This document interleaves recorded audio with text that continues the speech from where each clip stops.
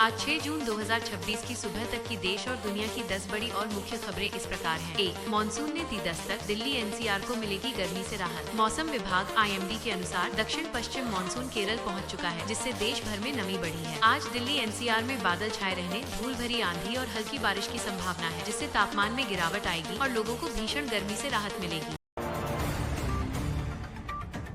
2. RBI ने repo rate में नहीं किया कोई बदलाव। भारतीय रिजर्व बैंक RBI ने अपनी हालिया मौद्रिक नीति बैठक में लगातार दूसरी बार रेपो रेट को 5.25% पर बरकरार रखा है। इसके साथ ही देश की GDP ग्रोथ का अनुमान संशोधित कर 6.6% किया गया है।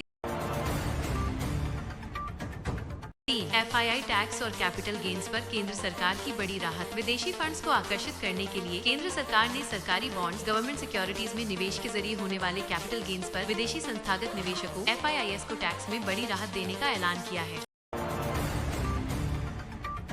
4. देश में लॉन्च हुआ high ethanol blended E85 flex fuel. ईंधन के नए युग की शुरुआत करते हुए भारत ने high ethanol blended E85 flex fuel launch किया है। शुरुआती चरण में यह देश के 48 पेट्रोल पंपों पर मिलेगा। सरकार का लक्ष्य दिसंबर 2026 तक इसे 500 पंपों तक पहुंचाना है।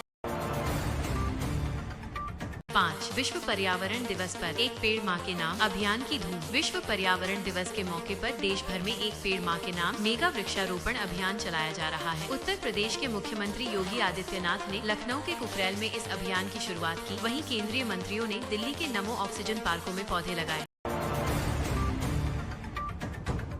6. मल्लिकार्जुन खड़गे ने कर्नाटक से राज्यसभा के लिए नामांकन दाखिल किया। कांग्रेस अध्यक्ष मल्लिकार्जुन खड़गे ने कर्नाटक से राज्यसभा चुनाव के लिए अपना नामांकन पत्र दाखिल कर दिया है। राजनीतिक गलियारों में इस कदम को लेकर काफी चर्चा है।